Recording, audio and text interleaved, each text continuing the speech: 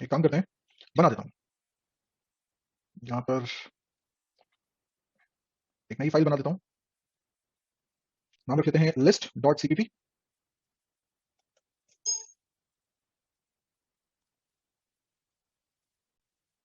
तो hash include conio.h, hash include stdio.h,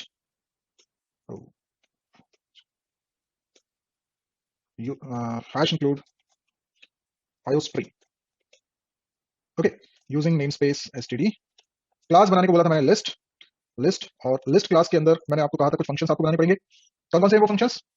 एक तो ऐड आइटम, ठीक है, ऐड आइटम। तो हम लोग यहाँ पर पब्लिक में बनाएंगे void ऐड आइटम, और इसमें वो डेटा होगा जिसको हमें रखना है, ठीक है। तो मैं बाहर डिफाइन कर दूंगा, ये डिक्लेयर कर दिया मैंने। और कौन सा फंक्शन बनाना है? डिलीट फर्स्ट आइटम, ठीक है। और क्या था? Show all items, show all items. Fine, ये हमको बनाना है। तो मैं क्या कर रहा हूं, सिर्फ एक स्ट्रक्चर बना रहा हूं क्लास के अंदर, नोड। इसके अंदर बनाता हूं एक आइटम रखने के लिए वेरिएबल, और एक नोड टाइप का पॉइंटर जो कि नेक्स्ट नाम का होगा। और नोड टाइप का ही एक स्टार्ट नाम का पॉइंटर मैं बना देता हूं। क्या होगा ना, जब मैं मेन फंक्शन बनाऊंगा और उसके अंदर मैं लिस्ट क्लास का कोई ऑब्जेक्ट बनाऊंगा, जैसे कि माई लिस्ट, तो माई लिस्ट ऑब्जेक्ट के अंदर होगा स्टार्ट नाम का pointer. Are you getting my point?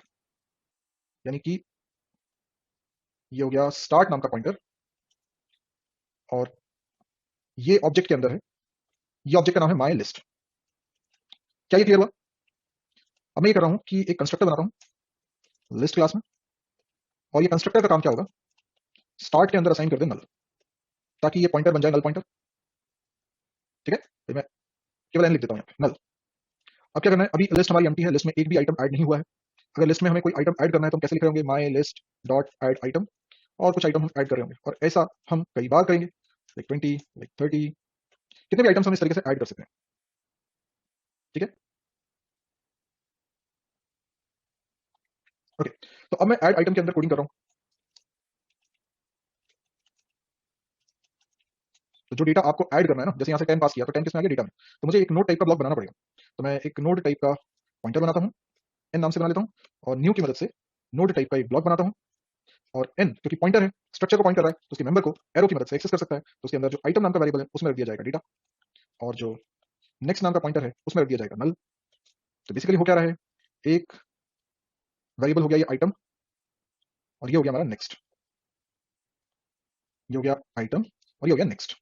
दोनों को मिलाकर ये बन गया है एक नोड टाइप का ब्लॉक, जो कि न्यू की मदद से हमने बनाया। और एक एन नाम का हमारे पास पॉइंटर है, जो कि इस नए नोड का एड्रेस कंटेन कर रहा है। तो ये कहानी है, आइटम के अंदर मैंने डेटा डाल दिया है, और नेक्स्ट के अंदर मैंने नल डाल दिया। तो ये नया नोड बना, उसके आइटम और नेक्स्ट में मैंने नल डाल दी। तो ये है हमारा नया नोड। अब इसको लिस्ट में जोड़ना है। तो मैं देखता हूं कि यदि स्टार्ट में नल है, मतलब लिस्ट अभी एम्प्टी है, तो स्टार्ट के अंदर ही असाइन कर दो नए नोड का एड्रेस। तो क्या हो गया, स्टार्ट में अब नल नहीं है, नए नोड का एड्रेस आ गया। तो टेक्निकली देखा जाए तो मैं इसको डायग्राम ऐसा बना देता हूं, और अब इसके अंदर नल नहीं है, नए नोड का एड्रेस है। और जैसे ये ऐड आइटम वाला फंक्शन एंड होगा, वैसे ही एन वेरिएबल तो ये डिस्ट्रॉय हो जाएगा, है ना, एन वेरिएबल तो डिस्ट्रॉय हो जाएगा। समझ में आया यहां तक? ओके। लेकिन मान लीजिए लिस्ट में कई सारे नोड्स बन चुके हैं, कई सारे, तो लिस्ट में एक के बाद एक कई सारे नोड्स जुड़ चुके हैं, और अब मैंने ऐड आइटम को कॉल किया। तो ये हर नोड के नेक्स्ट में अगले नोड का एड्रेस होना चाहिए। लास्ट नोड के नेक्स्ट में क्या है, नल, ठीक है। लास्ट नोड के नेक्स्ट में नल है। ओके, अब मैं क्या करता हूं, जो नया नोड बनाया है, जिसको एन के द्वारा पॉइंट किया जा रहा है, तो ऐड आइटम कॉल हुआ है ना, तो ऐड आइटम में तो पहले नया नोड बनेगा, एन उसको पॉइंट करेगा, पहले तो यही होगा, उसके आइटम में और नेक्स्ट में वैल्यूज जा रही हैं। अब इसके बाद क्योंकि हमारी कंडीशन फॉल्स हो चुकी है, स्टार्ट में नल नहीं है, क्योंकि स्टार्ट में तो पहले नोड का एड्रेस है, तो हम एल्स में आ जाएंगे। और एल्स में आ जाओगे अगर, तो इसका मतलब लिस्ट एम्प्टी नहीं है। क्या हो गया अहमद वारिस,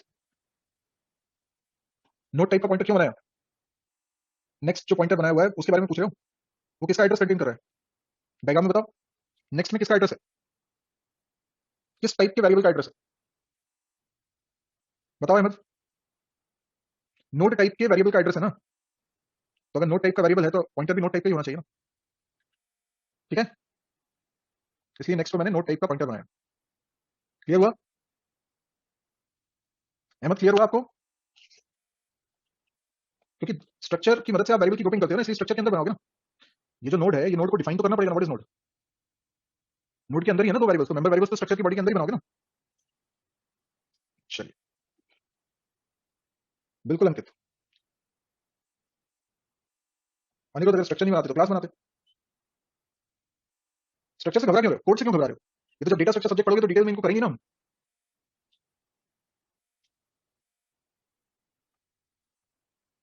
स्ट्रक्चर क्लास के अंदर है, तो केवल मेंबर फंक्शन में ही मैं नोड शब्द का इस्तेमाल कर सकता हूं।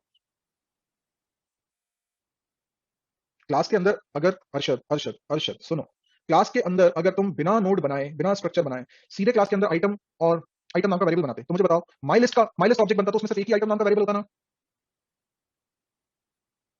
तो मुझे एक ही आइटम स्टोर कर पाता, फिर मैं दूसरा आइटम कहां स्टोर करता? ठीक है, तो अभी ये जो हमारे लिस्ट में 4 नोड्स हैं और ये नया नोड 5वां नोड जोड़ना चाह रहा है, मैं इसे लास्ट में जोड़ना चाहता हूं, तो कैसे जोड़ेंगे? लास्ट नोड के नेक्स्ट में नए नोड का एड्रेस आना चाहिए।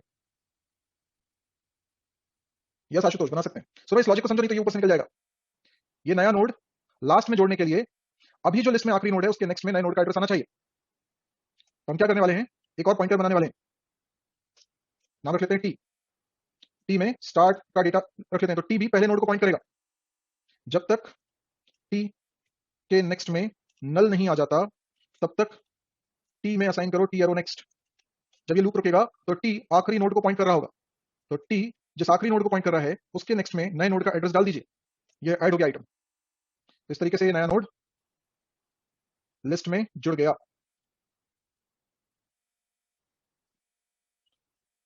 तो इसके अंदर एड्रेस आ गया इसका। यस सयान, इसको ट्रैवर्सिंग बोलते हैं, हमने जो करी ट्रैवर्सिंग है। तो ये हम लोगों ने कर दिया इंसर्ट।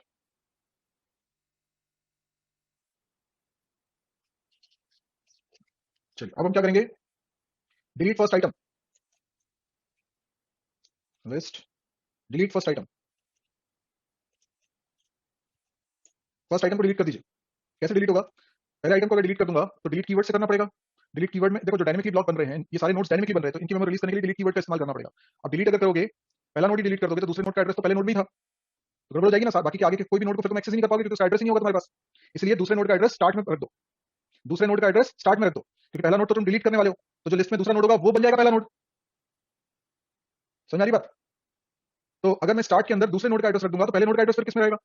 ये भी गड़बड़ है, तो मैं पहले नोड को डिलीट ही नहीं कर पाऊंगा। इसलिए मैं एक और वेरिएबल बना लेता हूँ, एक और वेरिएबल बना लेता हूँ, नोड टाइप का एक पॉइंटर वेरिएबल बना रहा हूँ, लेट्स से आर।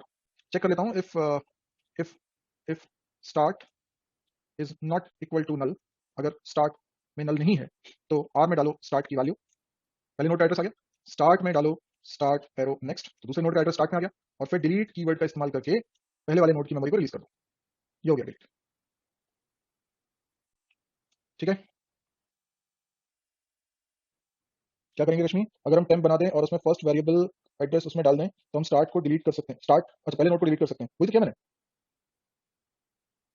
एक मिनट, आप कुछ और बोल रहे हो शायद। टेम्प बना दें और उसमें फर्स्ट वेरिएबल का एड्रेस डाल दें, फर्स्ट वेरिएबल मतलब फर्स्ट नोड का एड्रेस उसमें डाल दिया है और फिर उसको डिलीट कर दिया, तो फिर उस एड्रेस का क्या करोगे? सेकंड नोड का देखो, आपको मैंने जो किया वो समझ में आया कि नहीं आया? अरे कितना सिंपल है, ये मैंने बनाया आर। आर में मैंने क्या रखा, स्टार्ट की वैल्यू, तो आर भी किसको पॉइंट करने लगा? पहले वाले नोड को। अब मैंने स्टार्ट के अंदर क्या रख दिया, स्टार्ट के अंदर क्या रख दिया, start arrow next. Start arrow next का मतलब क्या है, पहले नोड के नेक्स्ट में क्या रखा है वो स्टार्ट में रख दो। पहले नोड के नेक्स्ट के अंदर जो भी रखा है वो स्टार्ट में रख दो। पहले नोड के नेक्स्ट में क्या रखा है, दूसरे नोड का एड्रेस, तो स्टार्ट में क्या चला गया, दूसरे नोड का एड्रेस। आया समझ में? स्टार्ट में दूसरे नोड का एड्रेस आ चुका है,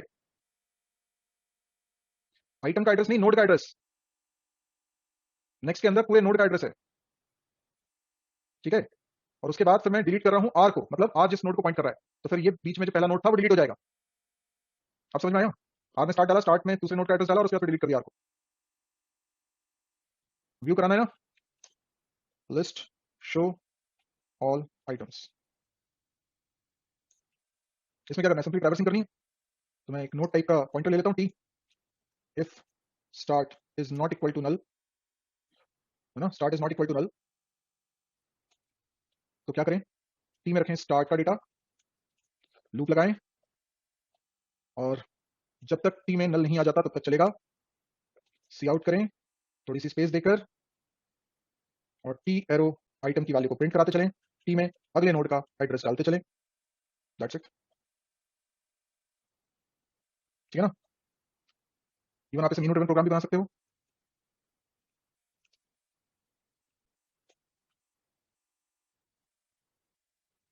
विकी पंडित वो सब समझेंगे डेटा स्ट्रक्चर के सब्जेक्ट में, ठीक है ना, वो अभी आप खुद करिए। अहमद अगर कॉन्सेप्ट क्लियर है तो ये बहुत ईजी है, बिल्कुल टफ नहीं है, बहुत ईजी है। अगर ये डायग्राम नहीं बनाओगे तो टफ है, अगर डायग्राम से करोगे तो ईजी होगा। इसीलिए डेटा स्ट्रक्चर का बैच ज्वाइन करना है, डेटा स्ट्रक्चर के बिना ये स्किल डेवलप ही नहीं होगी।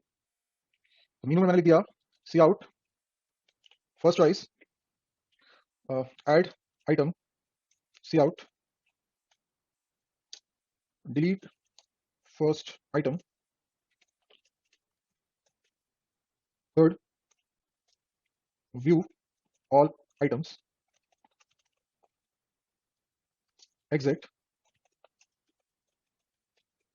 enter your choice same choice, यहां बना दो एक चॉइस नाम का वेरिएबल और यहां पे रिटर्न करा दो चॉइस वेरिएबल की value. Is that okay?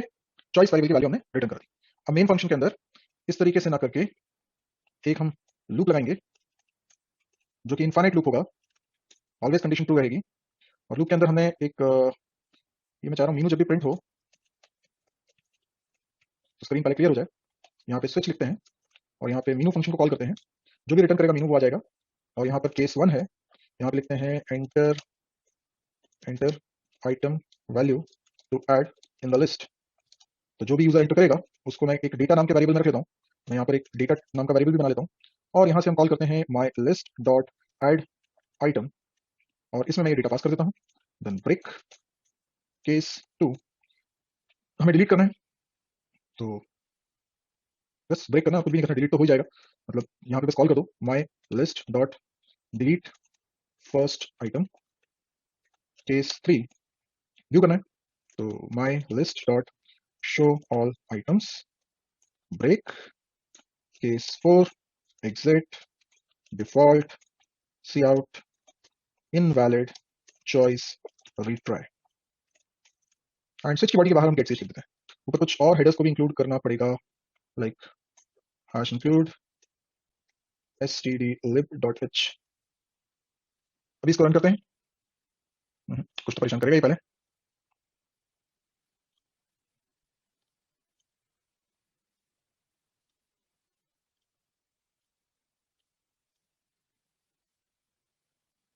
Okay, ये हो गया हमारा।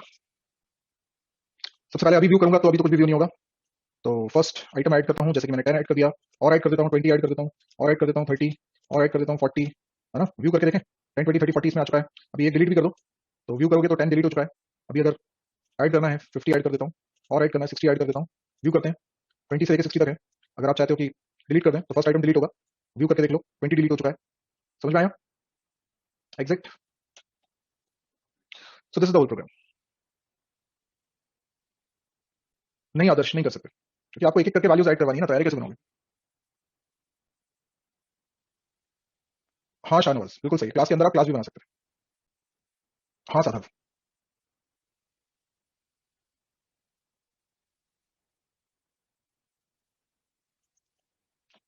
रश्मि मैंने अनम्यूट किया आपको। Good evening sir. सर मेरा गुड डाउट था कि सर अगर हम ये स्टार्ट को डिलीट करना चाहे तो सर हम क्या कर सकते हैं ना, एक आर टेम्पररी मेमोरी के रूप में ले लेंगे और हम उसमें आर में ना फर्स्ट वेरिएबल फर्स्ट नोड जो बना है ना, तो उसका हम लोग एड्रेस आर रख देंगे। वही तो किया था सर ये नहीं, जैसे फर्स्ट आइटम एंड नेक्स्ट का एड्रेस हम आर में रखेंगे, स्टार्ट दूसरी नोड को पॉइंट नहीं करेगा सर, स्टार्ट को ही डिलीट करना है सर। स्टार्ट पॉइंटर को डिलीट करने का तो नहीं कह रहे हो ना? यस सर, स्टार्ट पॉइंटर को ही डिलीट करने के बोल। स्टार्ट पॉइंटर को क्यों डिलीट करेंगे? पॉइंटर को डिलीट करोगे तो पूरी लिस्ट ही एक्सेसिबल नहीं रहेगी। और सबसे पहली बात, जो स्टार्ट आपका बना है वो डायनेमिकली नहीं बना है, ओके सर, वो एसएमए से बना है। तो एसएमए वाले वेरिएबल्स का लाइफ टाइम आपके हाथ में नहीं है, ओके सर, है ना। जब ऑब्जेक्ट बनेगा माई लिस्ट तो उसके अंदर स्टार्ट वेरिएबल बन जाएगा, जब तक ऑब्जेक्ट एग्जिस्ट कर रहा है तब तक उसके अंदर स्टार्ट भी एग्जिस्ट करेगा। Okay thank you sir. Okay welcome. अब मैं आप लोगों को डिस्ट्रक्टर की अहमियत बताता हूँ। डिस्ट्रक्टर की अहमियत, बहुत अच्छा प्रोग्राम है ये, और इसमें डिस्ट्रक्टर की अहमियत आपको समझ में आएगी। मुझे बताओ, ये प्रोग्राम मैंने मेन फंक्शन के अंदर ये सब लिखा हुआ है ना, अब सोचिए देखो, ये मेन फंक्शन नहीं होता, ये होता कोई F1 फंक्शन। यानी कहना चाह रहा हूं कि प्रोग्राम की लाइफ के दौरान ये F1 फंक्शन थोड़ी देर के लिए चल रहा होता, यही पूरा प्रोग्राम नहीं होता, ये प्रोग्राम का एक पार्ट होता। समझे बात को? तो F1 फंक्शन का एंड हो जाना is not the end of the program. लेकिन F1 फंक्शन का एंड हो जाना मतलब माई लिस्ट नाम का ऑब्जेक्ट डिस्ट्रॉय हो जाएगा, क्योंकि वो लोकल है। बोलो बात समझ में आई या नहीं आई?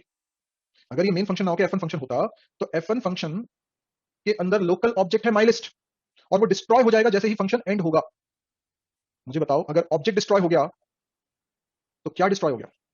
अगर ऑब्जेक्ट डिस्ट्रॉय हो गया तो क्या डिस्ट्रॉय हो गया? सिर्फ ऑब्जेक्ट ही डिस्ट्रॉय हुआ है ना। ये नोट्स तो वैसे के वैसे जिंदा है ना, इनकी मेमोरी तो लीक हो गई ना, this is called memory leak. और एक आध वेरिएबल की मेमोरी लीक नहीं हुई है, कंप्लीट लिस्ट की मेमोरी लीक हुई है। यानी जितने नोट्स होंगे, मान लो 1000 नोड है, लिस्ट में 1000 आइटम रखे थे आपने, अभी कुछ आई बात समझ में? ये मेमोरी लीक का कॉन्सेप्ट ना पता हो तो ये कितना खतरनाक है। It's not about memory wastage, it's about कि you are losing your memory space which is required to run your program. Program run करने के लिए जितनी मेमोरी की रिक्वायरमेंट है, उसमें कमी पड़ सकती है बिकॉज बहुत सारी मेमोरी लीक हो रही है। जब एक आध वेरिएबल की मेमोरी लीक हो रही होती है तो आप कहते हैं यार ऐसे क्या फर्क पड़ना है, एक आध वेरिएबल की मेमोरी लीक हो भी जाए। और उसी एटीट्यूड के चलते हम कभी भी मेमोरी लीक को इंपॉर्टेंस नहीं देते, और इसी कारण एक दिन बहुत बड़ी दिक्कत में फंस जाते हैं। जब हम एक्चुअल में सॉफ्टवेयर बना रहे हैं, इंडस्ट्री लेवल के प्रोग्राम्स बना रहे हैं, तो उसमें ऐसी सिचुएशंस आएंगी। वहां डेटा थोड़ा बहुत नहीं होता, बहुत सारा भी होता है। अभी मैंने लिस्ट में कितने आइटम साइड करे, 4 5 6। वहां पे रियल लाइफ में जो प्रोजेक्ट्स बनते हैं तो वहां लाखों की संख्या में भी डेटा होता है। तो डेटा स्टोर होने के लिए मेमोरी बहुत लगेगी। अब आपने मेमोरी लीक पर ध्यान ही नहीं दिया, समझ में आई कुछ बात? प्रोग्राम तो हमारा परफेक्टली रन किया ना, इसीलिए हम मेमोरी लीक को इंपॉर्टेंस नहीं देते, क्योंकि हमारा प्रोग्राम तो चल गया, हमें क्या फर्क पड़ता है। बस यही कॉन्सेप्ट्स हैं जिनको समझना बहुत जरूरी है, they are extremely important. I hope you are getting my purpose of discussion. तो होना यह चाहिए कि इस ऑब्जेक्ट के रिलीज होने से जस्ट पहले ये सारे नोड्स भी डिलीट हो जाए। समझ में आई क्या बात? कैसे होगा ये? तो ऑब्जेक्ट के डिस्ट्रॉय होने के जस्ट पहले कॉल हो जाता है डिस्ट्रक्टर। भाई लोगों को नहीं पता मेमोरी लीक हो रहा है, मेमोरी लीक से क्या दिक्कत हो रही है, नहीं नहीं वो ध्यान देते। तो कम से कम आपने अगर क्लास में डिस्ट्रक्टर बना दिया और उसमें ये काम कर दिया तो प्रॉब्लम इज सॉल्व। क्या करना है इसमें? जब तक स्टार्ट में नल नहीं आ जाता तब तक डिलीट फर्स्ट आइटम को कॉल करते रहो, दैट्स इट, है ना? अब जरा सोचो कि लिस्ट में एक ही नोड होता और हम उसको डिलीट कर रहे होते, लिस्ट में सिंगल नोड होता और हम उसको डिलीट कर रहे होते, तो क्या होता? क्या होता? स्टार्ट में नल आ जाता, क्योंकि उसके नेक्स्ट में नोड है ही नहीं, नल है। तो एकमात्र नोड अगर लिस्ट में होता और उसको डिलीट कर देते तो स्टार्ट में क्या आ जाता? नल। तो जब तक स्टार्ट में नल नहीं है तब तक हम डिलीट को कॉल कर रहे हैं, और जैसे ही स्टार्ट में नल आ जाएगा कंडीशन फॉल्स हो जाएगी। इतना सा कोड आपने लिख दिया तो आपने कितना बढ़िया काम कर दिया, मेमोरी लीक से बच गए। और ये सब समझ में आना चाहिए ना। Memory leak is very important topic. कोई पूछता है कि डेटा स्ट्रक्चर क्यों पढ़ना है सर? अब बताओ, जब तक मैं इस लेवल के तुम्हें प्रोग्राम्स नहीं कराऊंगा तब तक मैं तुम्हें कैसे मेमोरी लीक पर ध्यान देने के लिए बोल सकता हूं? कैसे समझाऊं कि मेमोरी लीक बड़ा इंपॉर्टेंट कॉन्सेप्ट है समझने के लिए? कैसे मैं तुम्हें डिस्ट्रक्टर की इंपॉर्टेंस को और ज्यादा अच्छे से समझा सकता हूं? That's why data structure is very important. Data structure आपके लेवल को बढ़ा देंगे। डेटा स्ट्रक्चर अगर आप ध्यान से करोगे ना तो आपका लेवल बढ़ेगा। Got it? Arshad, data destructor automatically call होता है ना, बिल्कुल सही बात है। और उसके अंदर कुछ कोड होता है क्या? जो डिफॉल्ट डिस्ट्रक्टर होता है उसके अंदर कुछ कोड होता है क्या? नहीं होता ना। तो ये कोड तो जब तक तुम लिखोगे नहीं कैसे चलेगा? डिस्ट्रक्टर मेमोरी रिलीज नहीं करता, हमें कोड लिखना पड़ता है डिस्ट्रक्टर में। डिस्ट्रक्टर सिर्फ अपने आप कॉल हो जाएगा। आज लकीली मैं अपने कॉलेज गया था, एनआईटी भोपाल। ऐसे ही मेरा एक फ्रेंड आया हुआ था तो चलो मैंने कहा उसको घुमा के लाता हूँ। तो मैं कॉलेज गया था। कॉलेज में जो सब हमारे डिपार्टमेंट के, एमसीए डिपार्टमेंट की सबसे सीनियर फैकल्टी थी, उनके साथ साथ करीब आधे एक घंटे बैठे बात करी। और उनका ये कह रहा था कि अब कॉलेज में स्टूडेंट्स का अच्छा लेवल नहीं आ रहा है, सबको शॉर्टकट चाहिए, कोई मेहनत नहीं करना चाहता। और डेटा स्ट्रक्चर की इंपॉर्टेंस को वो लोग समझ ही नहीं रहे।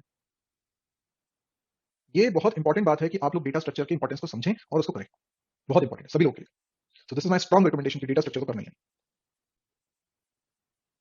बिल्कुल अनिरुद्ध, मेरी क्लासेस ऑनलाइन में भी चलती रहेंगी। कोविड सिचुएशन तो अब खत्म जैसी है, लेकिन चलती रहेगी।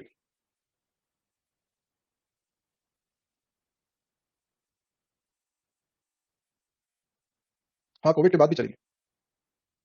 नहीं, ऑफलाइन अभी स्टार्ट नहीं कर रहा हूँ। एसटीएल का आएगा, आप लोगों का बैच एंड होता है तो देखता हूँ। अभी तो क्या लाइन अप है ना ऑलरेडी बैचेस, तो मुझे टाइम स्लॉट नहीं मिल रहा है। टाइम स्लॉट जैसे ही मिलता है मैं एसटीएल का बैच लाऊंगा। थैंक यू समर्पण, आपने डेटा स्ट्रक्चर का कोर्स किया, आपको मजा आया, आपको लगा कि कुछ इंप्रूवमेंट हुआ है। मैं एक काम करता हूँ, आपसे बात करता हूँ। समर्पण, मैंने अनम्यूट किया आपको। Yes sir. हाँ समर्पण, आपने डेटा स्ट्रक्चर का बैच मेरा ज्वाइन किया हुआ था, क्या फर्क लगा आपको? सर प्रोजेक्ट डेवलपमेंट में बहुत यूजफुल हो रहा बिकॉज जो कॉम्प्लेक्स लॉजिक है ना तो डेटा स्ट्रक्चर के बिना वो नहीं होता। उसको बनने में थोड़ा सा दिक्कत होता है, और जो कॉम्पिटिटिव प्रोग्रामिंग है ना वो डेटा स्ट्रक्चर के बिना स्टार्ट करना बहुत मुश्किल होता है। आपके कोर्स करने के बाद मेरा प्रोजेक्ट में लेवल भी बढ़ गया और कॉम्पिटिटिव कोडिंग में भी इंप्रूवमेंट आया। सो data structure and algorithms is very much important. Very good very good, बहुत ही बढ़िया। आपने कम शब्दों में जो उसका बेनिफिट है वो समझा दिया। और ये अच्छा समर्पण, आपने एक्सपीरियंस किया होगा डेटा स्ट्रक्चर की मात्र शुरुआत की 5 क्लास के बाद आपको ये जो कोड आज मैंने लिख के बताया है, इस कोड में अभी कई सारे स्टूडेंट्स जो देख रहे हैं वो डर रहे हैं कि अरे ये तो टफ कोड है, ये तो बहुत बड़ा कोड है। लेकिन याद करो, जब डेटा स्ट्रक्चर में पहली 5 क्लासेस में ही हम कंफर्टेबल हो गए थे इस तरह की कोडिंग से। Yes sir. तो उसके बाद हमें ये एरो वाले नोटेशन से डर नहीं लगता था। ये और नहीं सर। हम डायग्राम बना के हर डेटा स्ट्रक्चर को पढ़ते थे, समझते थे। तो डायग्राम बनाने की जो आदत हमारी आई, उसके कारण हमारी प्रोग्रामिंग स्किल बहुत बढ़ गई। यस सर, डायग्राम बनाने का आदत मुझे पहले नहीं था। आपने जिससे सिखाया, हर किसी के पहले डायग्राम बनाना पड़ता है, वो बहुत काम है बिकॉज वो प्रोजेक्ट डेवलपमेंट में ही बहुत काम लगता है। यस, हमारी बिल्कुल पिक्चर क्लियर हो जाती है कि हम क्या Yes, बना रहे हैं, चीजें क्या हो रही हैं, वो समझ में आ जाती है। तो Sir, समर्पण, थैंक यू वेरी मच। आपका thank you, sir. लेवल बढ़ा है, मुझे पूरी उम्मीद है कि डेटा स्ट्रक्चर का इंपॉर्टेंस आप लोगों को मैसेज कर सकते हो कि आपके जो जूनियर्स हैं, आपके जो फ्रेंड्स Yes, हैं, जो लोग नहीं जानते, अनफॉर्चुनेटली लोगों को पता ही नहीं what is the importance of data structure. yes, sir. चलो great great, Thank thank you, you. sir.